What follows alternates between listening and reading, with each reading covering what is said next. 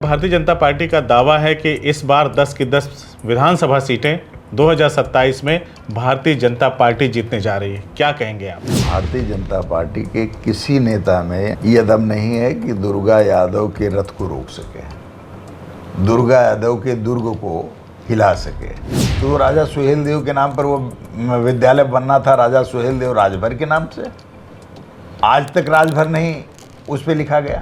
आज आप बताइए, बिजली उत्पादन के मामले में 10 साल में कोई विद्युत उत्पादन का केंद्र बना नहीं बना। जो अखिलेश यादव के समय का था वही आज भी है।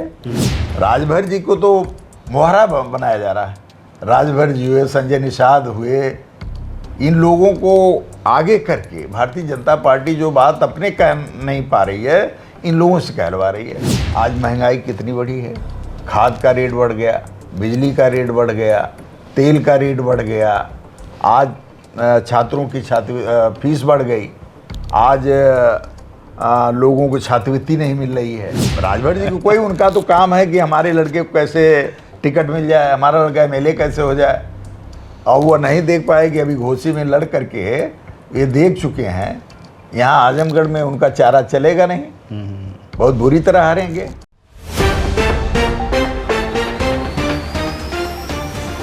हमारे साथ समाजवादी पार्टी के जिलाध्यक्ष आजमगढ़ हवलदार यादव जी हैं, जिनसे हम लोग बातचीत करेंगे उत्तर प्रदेश विधानसभा चुनाव को लेकर। साथ ही जो पिछले दिनों गोरखपुर क्षेत्रीय अध्यक्ष का भारतीय जनता पार्टी ने स्वागत किया और वहीं उनके नेताओं ने जो बयानबाजियां की उसको लेकर के क्या कहना इनका, इन सब विषयों पे बात करेंगे। बहुत बहुत स्वागत है सर आपका। धन्यवाद।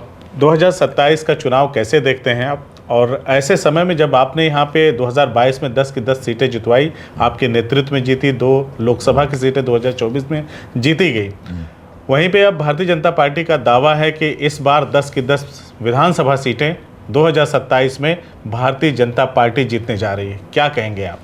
देखिए, ये दावे तो ये लोग पहले से करते आए हैं। 22 में भी किए, 24 में भी किए, 17 में भी किए। जब 17 में लोग नहीं जीत पाए, एक सीट इनको मिली थी, वो भी रमाकांत जी के कारण मिली थी। अपने बूते कोई एक सीट इनकी नहीं आज तक मिल पाई है। तो इनके दावे वैसे चलते रहते हैं, झूठ पे झूठ, दावों पे दावे। इसका कोई असर आजमगढ़ की जनता पे नहीं है। आजमगढ़ की जनता जानती है कि आजमगढ़ में जो कुछ भी हुआ है वो समाजवादी सरकार में ही हुआ है।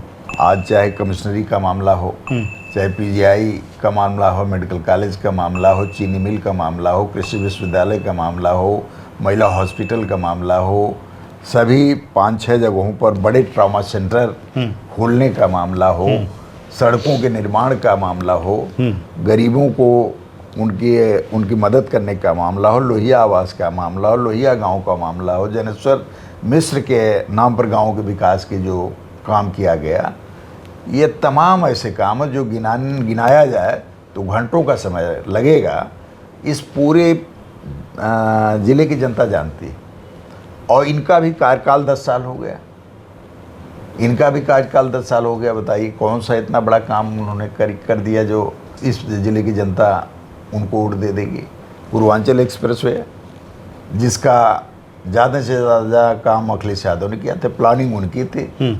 लखनऊ से आगरा एक्सप्रेसवे बनवाया, फिर उसको कहा कि लखनऊ से हम पूरब में विकास के लिए जो हमारे किसान हैं, बेरोज़गार हैं, जो नौजवान हैं, उनको रोजी रोज़गार कैसे मिले, उसको भी हम एक्सप्रेसवे से बनाने का काम करेंगे।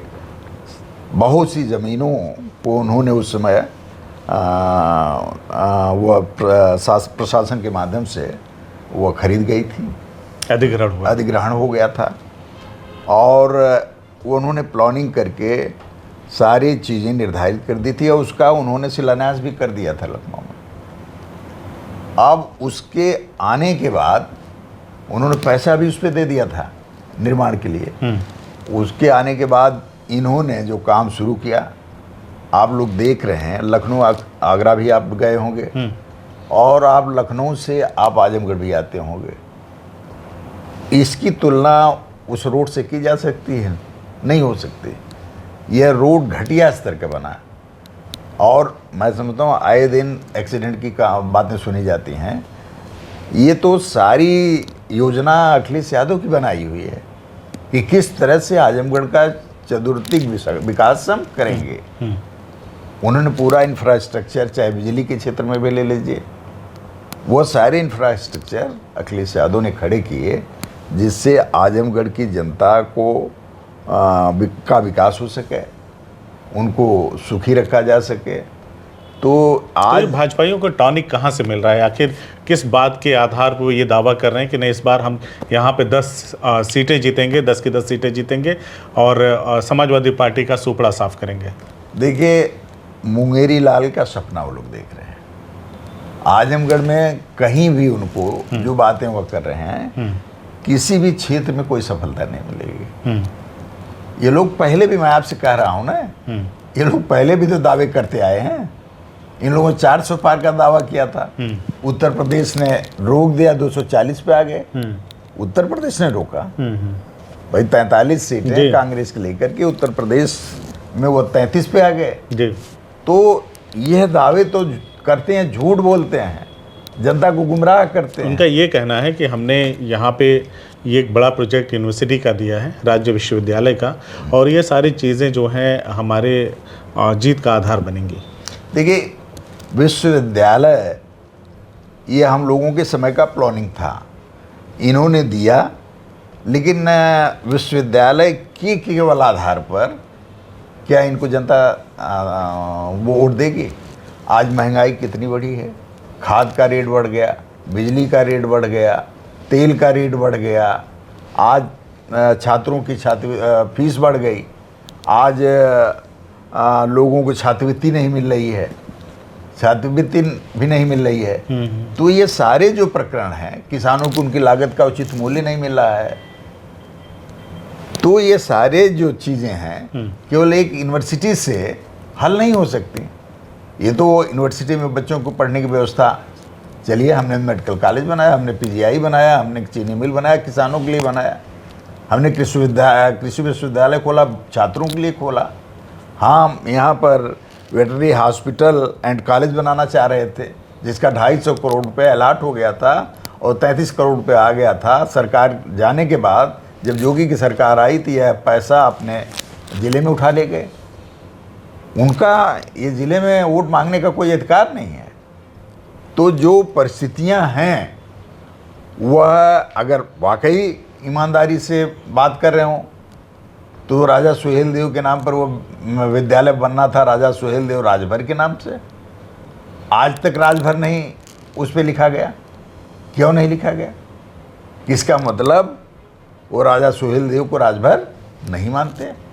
तो राजभर जी तो उन्हीं के साथ, उनको कोई आपत्ति भी नहीं हो रही है? नहीं, वो सबका प्रतिनिधित्व थोड़ी करते हैं भाई, सभी राजभरों का प्रतिनिधित्व नहीं करते हैं। वो तो अपना कर रहे हैं, अपने स्वार्थ में, अपने मतलब जो जागरूक किस्म के हैं वो ये सवाल पूछ रहे हैं। हाँ, बाकी राजभर जी को कोई फर्क नहीं है? नहीं, राजभर जी को कोई, उनका तो काम है कि हमारे लड़के को कैसे टिकट मिल जाए, हमारा लड़का एमएलए कैसे हो जाए। और वो नहीं देख पाए कि अभी घोसी में लड़ करके ये देख चुके हैं, यहाँ आजमगढ़ में उनका चारा चलेगा नहीं, बहुत बुरी तरह हारेंगे। राजभर जी को तो मोहरा बनाया जा रहा है। राजभर जी हुए, संजय निषाद हुए, इन लोगों को आगे करके भारतीय जनता पार्टी जो बात अपने कह नहीं पा रही है, इन लोगों से कहलवा रही है। स्क्रिप्ट दूसरे लोग लिखते हैं, इनके बयान की स्क्रिप्ट दूसरे लोग बनाते हैं, पढ़ना इनको रहता, पढ़ना केवल इनको रहता है। अच्छा, अगर हम बात करें आपके 10 विधानसभा के विधायकों की, तो सदर विधानसभा को हम पहले ले लें, दुर्गा प्रसाद यादव जी यहाँ से 9 बार के विधायक हैं। 9 बार लगातार विधायक रहना कोई मतलब साधारण बात नहीं है। निश्चित तौर पे जनता ने पसंद किया है, तभी ये चीज़ें हैं। और दूसरी तरफ अगर बढ़ें तो गोपालपुर विधानसभा है, वहाँ से नफीस अहमद 2 बार के विधायक, संग्राम यादव 3 बार के विधायक, और फिर ऐसे ऐसे तमाम, कोई पहली बार है, कोई दूसरी बार है। लेकिन दुर्गा यादव का जो देखें आप रिकॉर्ड, तो 9 बार का विधायक होना कोई मामूली बात नहीं। उनको भारतीय जनता पार्टी के जो प्रत्याशी रहे अखिलेश मिश्रा गुड्डू ने चुनौती दी है कि मैं 10वीं बार विधानसभा का मुंह नहीं देखने दूंगा। क्या लगता है आपको? देखिए, वह भारतीय जनता पार्टी के किसी नेता में ये दम नहीं है कि दुर्गा यादव के रथ को रोक सके, दुर्गा यादव के दुर्ग को हिला सके। दुर्ग बना दिया उन्होंने। हाँ, दुर्गा यादव जन जन के नेता हैं, गरीबों के मसीहा हैं। दुर्गा यादव 9 बार अगर विधायक हुए तो कोई न कोई उनके अंदर मेरिट है जिसके आधार पर जनता बार बार चुनाव किसी को नहीं देखती। हाँ, जिता रही है। इनका 17 तो सबसे अच्छा समय था। जब ये 17 में नहीं हिला पाए तो अब तो इनके जाने का समय है। अभी इस भाजपा सरकार जोगी को जाने का समय है। विदाई के बेला में ये दुर्गा के दुर्ग को नहीं हिला पाएंगे। वो ख्याली पुलाव अपना बताते हैं, बाकी चीज़ें कोई उनकी बात में दम नहीं। हकीकत से कोई वास्ता नहीं, कोई मतलब नहीं। तो फिर 27 का क्या सीन देखते हैं आप? यहाँ पे भाजपा 10 का दावा कर रही है, आप 10 जीते हुए हैं, तो क्या ये रिकॉर्ड बचा रहेगा, बना रहेगा? अब की बार 22 से ज़्यादा जीत अंतर रहेगा वोटों का, जो वोटों का सीट जीतने का 22 से ज़्यादा रहेगा। यानी 22 में जिस तरह से आप लोगों ने जितने वोटों के मार्जिन से चुनाव जीता, अब की बार और ज़्यादा रहेगा। और ज़्यादा रहेगा वह 10 में 10 10 में 10 और कोई रहता तो सरकार का क्या सीन देखते 27 में? 27 सरकार अखिलेश यादव के नेतृत्व में बन रही है, जनता चाह रही है। देखिए, इस सरकार से लोग ऊब चुके हैं। केवल नफरत, केवल हिंदू मुस्लिम, केवल जातियों में लड़ाना इनका काम रह गया है। विकास का काम कोई नहीं, किसानों के लिए कोई काम नहीं, नौजवानों के बेरोजगारी के लिए कोई काम नहीं। महंगाई कितनी बढ़ती जा रही है। गाँव का 70% आदमी किस तरह से उसको 2 जून की रोटी मिल रही है, इसकी चिंता इन लोगों को नहीं। दवा की कोई व्यवस्था नहीं है। आम आदमी परेशान है। आप बताइए, वो जो आदमी परेशान है तो इनको वोट देगा? लोग गांव में जाने पर कहते हैं कि अरे कैसो ही जाते हैं सब, कैसो ही सब जाते हैं, मलना हम उनका जीवन बर्बाद कर दे। तो वहाँ ऐसे कह रहे हैं। हाँ, ऐसे करे जनता। सभी वर्ग के लोग, इंक्लूडिंग जो अपना वो समझते हैं, उनमें ये चर्चा है। ये तो सब अति कदर है, ये तो देश को बर्बाद कर देंगे। अच्छा, चलिए एक सवाल आखिर में ले लेते हैं आपसे। हालांकि ये कल्पना से ओतप्रोत ये सवाल है मेरा। 12 से 17 के दरमियान उत्तर प्रदेश में जनता आज भी उन विकास कार्यों को याद करती है। अगर ये सरकार कंटिन्यू रह गई होती तो क्या सीन होता? बिल्कुल, ये तब आप देखते विकास का मतलब क्या होता। उसमें उस समय जिस तरह से प्लानिंग थी, एक अखिलेश यादव का विजन था कि हम प्रदेश में किसानों के लिए, गरीबों के लिए, मजलूमों के लिए, नौजवान बेरोजगार नौजवानों के लिए हम इस तरह काम करेंगे जहां खुशहाली होगी। एक ऐसा प्रदेश होगा जो प्रदेश में हर वर्ग के लोग खुशहाल होंगे, उनको उसके मुताबिक काम दिया जाएगा, उनकी फसल का उचित मूल्य दिया जाएगा, नौजवानों को रोज़गार से जोड़ेंगे, नहीं तो उनको काम देंगे। ये सारी प्लानिंग उन्होंने बना रखा था। इंफ्रास्ट्रक्चर तो इतना मौजूद कर रहे थे। आज आप बताइए, बिजली उत्पादन के मामले में 10 साल में कोई विद्युत उत्पादन का केंद्र बना नहीं बना। जो अखिलेश यादव के समय का था वही आज भी है। आज बिजली की स्थिति क्या है आप देखते हैं, रोज आप देखते होंगे कितना कटौती हो रही है। तो ये कैसे विकास काम कर सकते हैं? बिना बिजली के, बिना इंफ्रास्ट्रक्चर के विकास हो सकता है? रास्ते आज आप निकल जाइए, देखिए एक्सप्रेस वे तो पीपीपी मॉडल पर बना रहे हैं, पीपीपी मॉडल पर टैक्स तमाम देते जा रहे हैं, लेते जा रहे हैं। लेकिन जो गाँव की सड़कें हैं, जो अन्य सड़कें हैं, आज आप जाइए देख लीजिए गांव में क्या स्थिति है। तो जब तक हमारा इंफ्रास्ट्रक्चर बिजली के क्षेत्र में, सड़क के क्षेत्र में, अन्य क्षेत्रों में जब तक अधिकारी आपके कहने का मतलब ये है कि अगर सरकार कंटिन्यू रही होती तो विकास के अगले पायदान पर उत्तर प्रदेश होता? बिल्कुल होता। पूरे देश में एक उदाहरण होता, एक आदर्श होता उत्तर प्रदेश। क्योंकि अखिलेश यादव का विजन और उनका जो सोच है वो बहुत बड़ी है।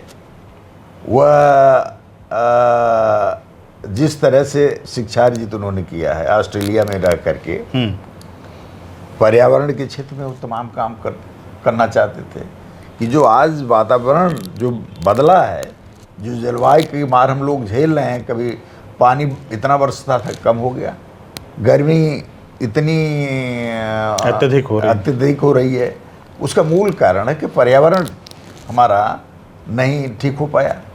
आज अखिलेश जी चाहते हैं कि हम लोग पर्यावरण को ठीक कर लेंगे तो ये सब सारी दिक्कतें जो बीमारी सब है, इसका हल उसी से होना है।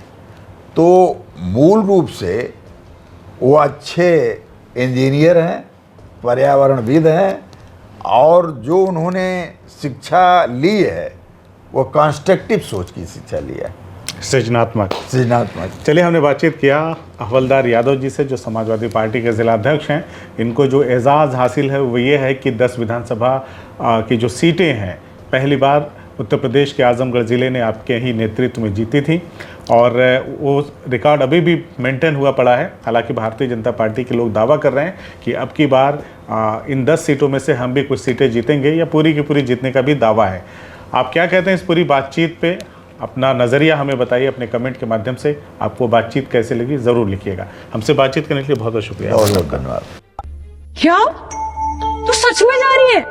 नहीं, तू पापा को तो जानती है ना। पता नहीं, बचपन से मुझे डॉक्टर बनना है, मेरा सपना अधूरा रह भी जाए तो यहाँ किसे फर्क पड़ता है? दीदी मुझे फर्क पड़ेगा, बहुत मजा आएगा। तेरी तो अरे अरे अरे अरे अरे अरे ऐसे कैसे मेरी गुड़िया का सपना अधूरा रह जाएगा? वो तो सबसे बड़ी डॉक्टर बनेगी। बाबा, उसके लिए घर से दूर जाना पड़ता है। और अगर मैं कहूँ अब कहीं दूर जाने की जरूरत नहीं, तो आकाश इंस्टीट्यूट लेके आए नीट और जेईई की तैयारी अब हमारे घर के पास। अब हमारी बिटिया भी डॉक्टर बनेगी और हमारे शहर का नाम आकाश तक पहुँचाएगी। बाबा मैं भी आकाश से तैयारी करके इंजीनियर बनूंगा। आकाश इंस्टीट्यूट लेके आए हैं 36 सालों के तजुर्बे के साथ नीट और जेईई की शानदार तैयारी का मौका अब आपके घर के पास, आपके अपने शहर में।